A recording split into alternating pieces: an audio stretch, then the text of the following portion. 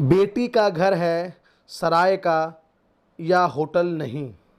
केशव, आज मेरे पापा दिल्ली आ रहे हैं। अच्छा, घर पर ही आ रहे हैं क्या? नहीं केशव, वो यहाँ कोर्ट में कोई काम था इसलिए आ रहे हैं। थोड़ा रुककर रागिनी फिर बोली, केशव, पापा को वापस जाते हुए शाम को काफ़ी देर हो जाएगी।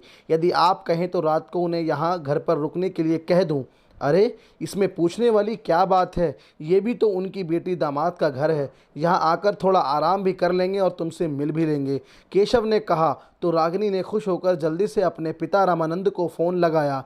पापा, काम होने के बाद आप यहाँ आ जाइएगा। आपसे मिलने का भी बहुत मन कर रहा है। लेकिन रागिनी बेटा, मुझे शाम हो जाएगी। हाँ पापा, तो आप रात को यहीं सो जाना और सुबह बस से चले जाना।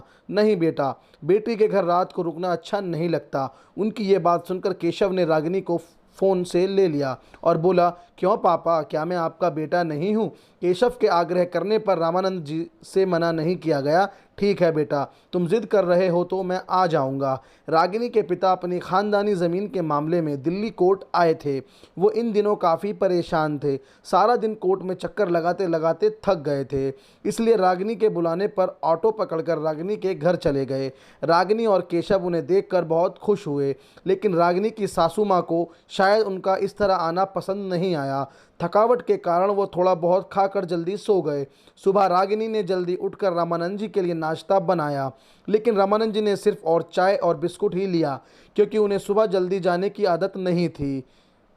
जाते समय वो रागिनी को अपने बटुए से निकालकर 500 रुपये देने लगे, तो रागिनी ने मना करते हुए कहा, नहीं पापा, आज कोई त्यौहार थोड़ी है, बस आपको देखने का मन था तो आपको बुला लिया। रामानंद जी की इस बात का समय हो रहा उनकी बस का समय हो रहा था।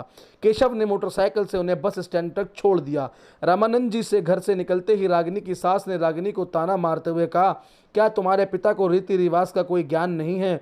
इतना भी नहीं पता कि बेटी के ससुराल में कुछ खाते पीते हैं तो सगुन देकर जाना चाहिए। ये बेटी का ससुराल है, कोई सराय नहीं जहां आकर सो गए और चाय नाश्ता करके चलते बने। रागिनी स्तंभ सी अपनी सास का मुंह देखती रह गई।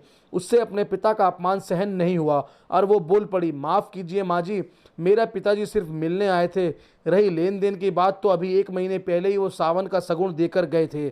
और हाँ, मैं भूल गई थी कि बेटी का ससुराल सराय नहीं 5 स्टार होटल होता है, जहाँ चाय नाश्ता करने के लिए भी 500 रुपये देने पड़ते हैं।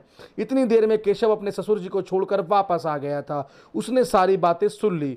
उसने दोनों को चुप कराते हुए कहा, अब मुझे समझ में आया कि पापा जी यहाँ आने से आना कहानी क्यों कर रहे थे।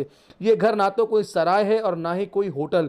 ये उनके बेटी दामाद का घर है, जहाँ वो जब मर्जी आ सकते हैं। जिस बेटी को उन्होंने इतने सालों तक खिलाया है, क्या उस बेटी के घर वो एक वक्त कुछ खा नहीं सकते?